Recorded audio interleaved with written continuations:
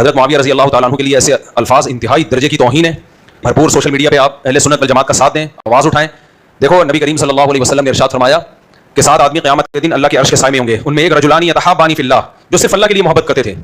کوئی صحابہ سے اگر محبت کرتا ہے صرف کس کے لیے کرتا ہے؟ اللہ کے لیے, کیونکہ نبی کی زیارت کی اور نبی کے ساتھی تھے. جو شیعہ ہیں وہ حضرت امیر معاویہ کی تکریم کیوں نہیں کرتے ہیں, ادب کیوں نہیں کرتے ہیں؟ ظاہر جو قابل تکریم ہوتا ہے اس کا ادب کیا جاتا ہے نا دین میں بھی. جو نہیں ہے قابل تکریم تو قرآن نے بھی جو لوگ نہیں ہیں تکریم کے قابل, تو جو یہ شیعہ کے ساتھ نہیں ہے, یہ شیعہ اہل سنت زیادہ اس موقف پر ہیں کہ وہ نہیں ہے قابل تکریم. اہل سنت کی کتابیں شیعہ سے زیادہ ہیں. امیر شام کے بارے میں اہل سنت کی تحقیقات ابھی پاکستان میں بھی ہیں, آپ ان کا مطالعہ کریں. کوئی مستند ایسا بتا سکتے ہیں جس نے؟ بہت سارے ہیں, میرے خیال میں بہت سارے ہیں. ابھی جیسے آپ نے مولانا طارق جمیل کا, مولانا ابوالعلا مودودی کا حوالہ دیا, کیا ان کی کتابوں سے ایسا کچھ ثابت ہے؟ مولانا ابوالعلا مودودی ہی کی مثال لے لیں کہ وہ نہیں ہے ان کو اس طرح سمجھتے جس طرح باقی ہے. میں چاہتا ہوں آپ کو ایسے ریفرنس دے تاکہ ہم جا کے اس کو چیک بھی کر سکیں. انہی کی کتاب خلافت و ملوکیت سب سے بڑا ریفرنس ہے. اس میں آپ یہ کہہ رہے ہیں کہ حضرت امیر معاویہ سے متعلق انہوں نے لان تان نہیں کہہ رہے وہ, لیکن یہ کہ وہ اس لیول پر نہیں ہیں جو خلفائے راشدین یا باقی. لان تان نہیں کہہ رہے وہ, لیکن یہ کہ وہ اس لیول پر نہیں ہیں جو خلفائے راشدین یا باقی. لان تان نہیں کہہ رہے وہ, لیکن یہ کہ وہ اس لیول پر نہیں ہیں جو خلفائے راشدین یا باقی. لیکن جس انداز میں جو لب و لہجہ استعمال کیا جاتا ہے, آپ سمجھتے ہیں وہ جائز ہے؟ یہ ایک الگ بات ہے نا, اس کو اور عنوان سے ہم کریں. یہ ایک الگ بات ہے نا, اس کو اور عنوان سے ہم کریں. یہ ایک الگ بات ہے نا, اس کو اور عنوان سے ہم کریں. لیکن جو تاریخ کا جائزہ لینا ہوتا ہے نا, تاریخ کو اپنے اصولوں کے تحت انسان دیکھتا ہے. تاریخ کو عقیدت کے ساتھ نہیں جوڑا جاتا کہ میری عقیدت کسی بندے کے ساتھ ہے تو میں اس کے احترام کروں, میری عقیدت نہیں. تاریخ حقائق کی بنیاد پر ہوتی ہے کہ اگر آپ حقائق کو دیکھیں تو پھر آپ اختیار کریں گے کہ تاریخ کا جو کردار ہیں وہ کتنے قابل احترام ہیں اور کتنے قابل احترام نہیں ہیں. تو جو اختلاف ہے آغا صاحب, وہ شخصیات پہ ہے یا تاریخ کی تشریح پہ ہے؟ کردار پہ ہے. ہر ایک کے کردار پر ہے کہ ہر ایک نے کیا کردار ادا کیا, کیا رول ادا کیا ہے. کردار پہ ہے. ہر ایک کے کردار پر ہے کہ ہر ایک نے کیا کردار ادا کیا, کیا رول ادا کیا ہے. کردار پہ ہے. ہر ایک کے کردار پر ہے کہ ہر ایک نے کیا کردار ادا کیا, کیا رول ادا کیا ہے. یو عالم دین علامہ سید جواد نقوی صاحب حفظہ اللہ تعالی, ان کی ایک پوڈ کاسٹ ریکارڈ ہوئی, پچھلے ویک اپلوڈ ہوئی, انجینئر ریحان طارق صاحب کے ساتھ. اس میں چند سیکنڈ کے جملے ایسے تھے جن کے بارے میں اہل سنت کی طرف سے چند علماء نے یہ کلیم کیا کہ یہ حضرت معاویہ بن ابی سفیان رضی اللہ تعالی عنہما کی شان میں گستاخانہ جملے ہیں. اور اسی کی بنیاد کے اوپر پچھلے 2-3 دن سے سوشل میڈیا کے اوپر بھی ٹرینڈ ہے اور احتجاجی ریلیاں بھی ہو رہی ہیں. مختلف علماء تقریریں بھی کر رہے ہیں, جمعے کے خطبات بھی ریکارڈ کروائے ان کے خلاف کہ ان پر 295A کے تحت مقدمہ درج کیا جائے. اس اعتبار سے تو محرم الحرام 1448 ہجری بہت سکون سے گزرا کہ کوئی دہشت گردی کی ایکٹیویٹی پرفارم نہیں ہوئی اور کوئی اس طرح کی کنٹروورسی سامنے نہیں آئی. ہم نے بھی کوشش کی کہ ہم اس دفعہ کوئی اس قسم کا ٹاپک نہ چھیڑیں جس کی وجہ سے کوئی ملک کے حالات خراب ہوں. کنٹرول الفاظ کے ساتھ میں نے اپنی گفتگو پبلک کے سامنے رکھنے کی کوشش کی, لیکن چونکہ اب ایک بڑا فتنہ کھڑا ہو چکا ہے لہٰذا میں آج اس کو انشاءاللہ ٹاپک بناؤں گا. لیکن ٹاپک بنانے سے پہلے میں مختلف مکاتب فکر کے علماء جو محرم الحرام کے حوالے سے کافی سینسٹیو ہیں ان کو مبارکباد پیش کروں گا کہ اس دفعہ اللہ کا شکر ہے کہ ان کی طرف سے کوئی فتنہ کھڑا نہیں ہوا اور ہمارے ریاستی اداروں کے لوگ, ہماری حکومت نے بڑے اچھے طریقے سے معاملات کو گزارا اور الحمدللہ اب 12 محرم الحرام 1448 ہجری آ چکی ہے. انشاءاللہ بقیہ کے دن تو ویسے ہی سکون سے گزریں گے, 10 محرم تک معاملات جو ہیں وہ کرٹیکل ہوتے ہیں. انشاءاللہ میں سنی شیعہ تفریق سے بالاتر ہو کر اس ٹاپک کو ایڈریس کروں گا. ہماری آج کی جو گفتگو ہے وہ 4 علمی پوائنٹس کی شکل میں آپ کے سامنے رکھوں گا, حق 4 یار رضی اللہ عنہم اجمعین وعلیہم السلام اجمعین کی نسبت سے انشاءاللہ تعالی. لیکن تفصیل میں جانے سے پہلے ایک دفعہ درود شریف پڑھ لیں. اللہم صلی علی محمد وعلی آل محمد واصحاب محمد وازواج محمد وامت محمد اجمعین الی یوم الدین آمین. علمی پوائنٹ نمبر 1, علامہ سید جواد نقوی صاحب حفظہ اللہ تعالی کی جو پوڈ کاسٹ ہے اس میں ہمارے بھائی 24 نیوز سے انجینئر ریحان طارق صاحب حفظہ اللہ تعالی انہوں نے ایک کریٹیکل کوسچن کیا. وہ اس پوڈ کاسٹ میں 41 منٹ اور 25 سیکنڈ پہ انہوں نے سوال پوچھا کہ شیعہ حضرت معاویہ کی تکریم اور ادب کیوں نہیں کرتے. تو اس کے جواب میں جواد نقوی صاحب نے کہا کہ جو قابل تکریم ہوگا اس کا ادب ہوگا. اور پھر اس کو بریف کرتے ہوئے انہوں نے کہا کہ اہل سنت کے ہاں حضرت معاویہ رضی اللہ تعالیٰ عنہ کے حوالے سے، یہ رضی اللہ تعالیٰ عنہ میں کہہ رہا ہوں، انہوں نے نہیں کہا، نہ سوال پوچھنے والے نے کہا نہ جواب دینے والے نے، لہٰذا ان کی طرف اسے کوئی منسوب نہ سمجھے، یہ میں ہی کہہ رہا ہوں. تو انہوں نے کہا کہ حضرت معاویہ رضی اللہ تعالیٰ عنہ سے متعلق اہل سنت کے ہاں جو موقف ہے یہ بڑا سخت پایا جاتا ہے. اس پر ریحان طارق صاحب نے ان سے پوچھا کہ آپ کوئی ریفرنس دیں.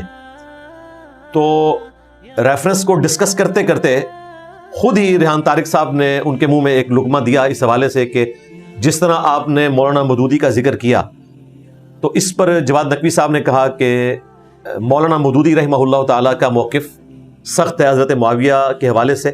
پھر انہوں نے خود کلیریفائی کیا کہ مولانا مودودی رحمہ اللہ نے ان پر لان تان نہیں کی، لیکن وہ ان کو خلفائے راشدین کے لیول پر نہیں رکھتے. وہ کیا پوری امت نہیں رکھتی، ظاہر ہے اس میں تو کوئی دوسری رائے نہیں ہے. پھر ریحان طارق صاحب نے ان سے پوچھا کہ شیعہ ذاکرین کا جو لب و لہجہ ہے حضرت معاویہ کے حوالے سے وہ بڑا سخت ہوتا ہے. تو جواد نقوی صاحب نے اس کے جواب میں کہا کہ میں اس ٹاپک کو ڈسکس نہیں کروں گا، وہ ایک الگ بات ہے. جب آپ تاریخ کو ڈسکس کریں گے تو علمی گراؤنڈز کے اوپر، حقائق کی بنیاد کے اوپر چیزوں کو ڈسکس کیا جاتا ہے. اس میں شخصیات کا جو قد کاٹ ہے اس کو سائڈ پہ رکھا جاتا ہے. اس کے بعد انہوں نے پھر یہ بتایا کہ جو اہل تشیع ہیں وہ اہل بیت علیہ السلام کے مکتب کو فالو کرتے ہیں، اور ان کے ہاں خلفائے ثلاثہ کے حوالے سے تو ایک کمپرومائز پایا جاتا ہے، کیونکہ مولا علی علیہ السلام، سیدنا حسن حسین علیہ السلام و رضی اللہ عنہم اجمعین و علیہم السلام اجمعین نے خلفائے راشدین کے حوالے سے ایک پازیٹیو جیسچر دیا ہے اور وہ کوآپریٹو رہے ہیں ان کے ساتھ. اور ساتھ ہی ساتھ انہوں نے کہا کہ امہات المومنین جو ہیں ان کا ادب بھی اہل تشیع کے ہاں ضروری ہے، چونکہ ہمارے ائمہ اہل بیت نے ہمیں یہی سکھایا. البتہ جو لوگ اس کو فالو نہیں کرتے وہ ان کی اپنی غلطی ہے. پھر انہوں نے ایک جملہ بولا کہ جن سے اہل بیت کی دوستی ہے ان سے ہماری دوستی ہے، یعنی کہ خلفائے ثلاثہ امہات المومنین، اور جن سے اہل البیت علیہم السلام کی جنگ ہے جس طرح کہ حضرت معاویہ رضی اللہ تعالیٰ عنہ، ان سے ہماری بھی جنگ ہے. اس میں حضرت طلحہ، زبیر اور عائشہ رضی اللہ عنہم اجمعین و علیہم السلام اجمعین شامل نہیں ہے، کیونکہ انہوں نے وڈرا کر لیا تھا جنگ جمل کے بعد، انہوں نے معذرت کر لی تھی، لہٰذا وہ اس کیٹیگری میں فال نہیں کرتے جس کیٹیگری میں جنگ صفین والے یا جنگ نہروان والے خوارج فال کرتے ہیں.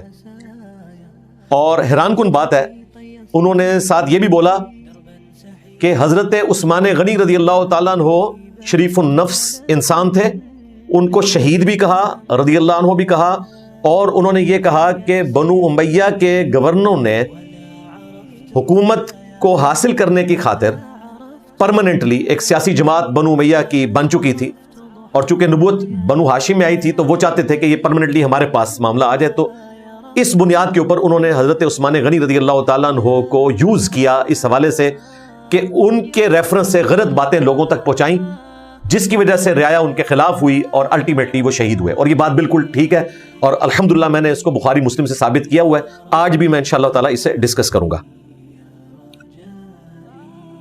حیران کن بات انہوں نے جو اس میں ایک اور کی کہ ایک تو سیدنا عثمان کو شہید کہا اور رضی اللہ عنہ بھی کہا، اور یہ وہ اہل سنت کے ریفرنس سے نہیں، خود کہہ رہے تھے. چونکہ میری ان سے پھر اس ٹاپک پہ بعد میں تفصیلاً گفتگو بھی ہوئی، اور اس سے پہلے بھی ان کی کافی ساری ویڈیوز ہیں جن میں خلفائے ثلاثہ کے حوالے سے وہ صحیح موقف رکھتے ہیں جو اہل تشیع کا ہونا چاہیے، غالی رافضیوں والا موقف وہ نہیں رکھتے. پھر انہوں نے اس میں یہ بھی ڈسکس کیا کہ اگر آپ یہ بات کریں گے کہ حضرت معاویہ رضی اللہ تعالیٰ عنہ کی توہین ہمارے ممبروں سے بعض غالی قسم کے لوگ کرتے ہیں، تو اس کی بنیاد جو ہے وہ بنو امیہ ہیں. انہوں نے لان تان کا سلسلہ مولا علی پر شروع کیا اپنے دور ملوکیت کے اندر، اور اس کا ریاکشن پھر اس طریقے سے سامنے آیا. یہ ریاکشن ہے، ابتدا جو ہے وہ بنو امیہ کی طرف سے ہوئی. یہ بات بھی ان کی بالکل درست ہے، انشاءاللہ میں آج اس کو ڈسکس بھی کروں گا. اور اینڈ پہ انہوں نے اس کو کنکلوڈ کرتے ہوئے کہا کہ کبھی بھی ائمہ اہل البیت علیہ السلام نے اپنے مخالفین کے حوالے سے کبھی نیگیٹو کوئی زبان استعمال نہیں کی، ایون ان مخالفین کے بارے میں جن سے وہ دشمنی بھی رکھتے تھے، یعنی کہ بنو امیہ کے وہ لوگ جو کہ سیدنا علی سے بغض رکھنے والے تھے، ان کے بارے میں بھی کوئی نیگیٹو جملہ کبھی ائمہ اہل البیت نے استعمال نہیں کیا، کوئی گالی گلوچ والا معاملہ نہیں کیا، صرف علمی اختلاف کیا۔ اب یہ جب ویڈیو سامنے آئی تو لوگوں نے صرف وہ ایک جملہ کاٹا کہ جی جواد نقوی صاحب نے کہہ دیا ہے کہ حضرت معاویہ رضی اللہ تعالیٰ عنہ کی کوئی تکریم نہیں ہے، وہ تکریم کے قابل نہیں ہے۔ ایک پورا مقدمہ انہوں نے بیان کیا تھا، اس میں سے اگر آپ پک اینڈ چوز کرنا شروع کریں گے تو پھر آپ کچھ رزلٹ چاہیں وہ نکال سکتے ہیں، جبکہ میں نے جو آپ کو بیان کیا یہ ساری پوڈ کاسٹ ان کے اپنے آفیشیل چینل کے اوپر رکھی ہوئی ہے، آپ سن لیں، یہ پورا مقدمہ اس طریقے سے بیان ہوا ہے۔ خیر، ریحان طارق صاحب اور ان کا جو ٹی وی چینل ہے وہ پینک کر گیا، انہوں نے آلموسٹ 36 گھنٹے کے بعد اس ویڈیو کو ڈیلیٹ کر دیا، حالانکہ آلموسٹ کوئی 1.5-2 لاکھ ویوز آ چکے ہوئے تھے۔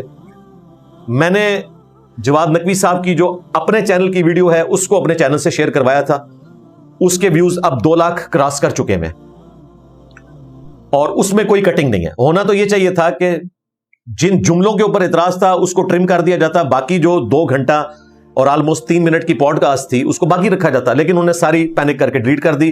اس پر تر رہا یہ کہ ریحان طارق صاحب نے باقاعدہ آ کے معذرت کر لی اور انہوں نے کہا کہ مسلمانوں کی چونکہ دل آزاری ہوئی ہے اس لیے ہم اسے ڈیلیٹ کر رہے ہیں، مزید کوئی اس حوالے سے فتنہ و فساد کھڑا نہ ہو۔ پیمرا کا نوٹس بھی ان کو گیا، میری ان سے بھی تفصیلاً گفتگو ہوئی ہے، جواد نقوی صاحب سے بھی اور ریحان طارق صاحب سے بھی، آلموسٹ 15-20 منٹ، تو کافی ساری چیزیں انہوں نے مجھے بتائیں، لیکن میں ان کو سینسر کرتا ہوں، وہ کیمرے میں ڈسکس کرنے والی نہیں ہے۔ بہرحال الٹیمیٹلی یہی ہوا ہے کہ انہوں نے ویڈیو ڈیلیٹ کر دی، اور جواد نقوی صاحب نے کہا کہ ہم ویڈیو ڈیلیٹ نہیں کریں گے، ہم نے جو کچھ بیان کیا یہ ہمارا عقیدہ ہے، اور انہوں نے ابھی تک ڈیلیٹ نہیں کی اور نہ کرنی چاہیے۔ جب وہ عقیدے کے طور پہ اس کو سمجھتے ہیں تو ان کا رائٹ ہے، جس نے ان کا رد کرنا ہے وہ علمی کرے، جس طرح میں بھی چند چیزوں پہ ریزرویشن رکھتا ہوں اہل تشیع سے، انشاءاللہ میں آج ان کے سامنے رکھ دوں گا۔ اس حوالے سے ہمارے جو بھائی ہیں ریحان طارق صاحب جو اینکر پرسن تھے، ان کو کرٹیسائز کرنا اور یہ کہنا کہ ان پر بھی مقدمہ ہونا چاہیے یہ بالکل غلط ہے۔ اینکر کا کام صرف سوال کرنا ہوتا ہے، جواب دینا مہمان کا کام ہے۔ اینکر وہاں مناظر بن کے نہیں بیٹھا ہوتا، کسی فرقے کا نمائندہ بن کے نہیں بیٹھا ہوتا، اس کا کام یہ ہے کہ جو اس کا مہمان ہے اس کے ویوز پبلک تک پہنچائے، صحیح ہے غلط ہے وہ عوام نے فیصلہ کرنا ہے۔ لہٰذا اس قسم کی جذباتی دنیا سے بھی باہر نکلیں کہ جی اینکر نے ٹوک کیوں نہیں دیا، اور بھائی یہی اینکر کل کو کسی کرسچن کے سامنے جا کے بیٹھتا ہے اور وہ بتاتا ہے کہ ہماری کتابوں میں آپ کے پروفٹ سے متعلق کیا عقیدہ ہے، تو آپ یہ کہیں گے کہ یہ اس نے عقیدہ رکھ لیا ہے، یا کوئی ایتھیسٹ ہے اس سے آپ سوال کر رہے ہیں اور وہ اپنا موقف رکھتا ہے تو آپ اینکر کو ایتھیسٹ کہنا شروع کر دیں گے۔ تو ان چیزوں سے باہر نکلیں۔ میں نے آپ کو پہلے بھی بتایا کہ اب رینیسانس کا آغاز ہو چکا ہے ہمارے سب کانٹیننٹ میں بھی، اوورال مسلم ورلڈ میں بھی، اور سب کانٹیننٹ میں بالخصوص۔ اس کے آگے آپ بند نہیں باندھ سکتے، اگر کسی نے علمی دلائل رکھنے ہیں تو وہ رکھے، ادروائز اس قسم کا آپ جذباتی رویہ اختیار کریں گے اس کا کوئی اینڈ نہیں ہوگا۔ اچھا میرے بھائیو، اس حوالے سے آپ تکریم اور توہین کا فرق سمجھ لیں۔ جواد نقوی صاحب حفظہ اللہ تعالیٰ نے یہ کہا کہ ہم ان کو قابل تکریم نہیں سمجھتے۔ اس کا قطعاً مقصد یہ نہیں ہے کہ انہوں نے کہا کہ ہم ان کی توہین کرنے کو ثواب کا کام سمجھتے ہیں، انہوں نے کہا کہ ہم انہیں ایکسٹرا آرڈنری پروٹوکول نہیں دیں گے، ان کے عقیدے کے مطابق وہ قابل تکریم نہیں ہے، یعنی اس قابل نہیں کہ ان کا اکرام اور ایکسٹرا آرڈنری عزت کی جائے۔ تو یہ ہر شخص کا رائٹ ہے کہ وہ کسی کے بارے میں اس طرح کی رائے رکھ سکتا ہے، البتہ یہ اس کا رائٹ نہیں ہے کہ وہ کسی کی توہین کرنا شروع کر دے، اور اس کی انہوں نے مخالفت کی، اور انہوں نے ائمہ اہل البیت علیہ السلام کے حوالے سے بتایا کہ وہ اپنے ان مخالفین سے جن سے وہ دشمنی بھی رکھتے تھے ان کے ساتھ بھی گالی گلوچ کا معاملہ نہیں کیا۔ لہٰذا جو اوورال آپ سمجھ لیں کنکلوژن نکلتی ہے ان کی گفتگو کی وہ یہی ہے کہ توہین نہیں ہونی چاہیے، باقی تکریم کرنا نہ کرنا یہ کسی شخص کا ذاتی فعل ہو سکتا ہے۔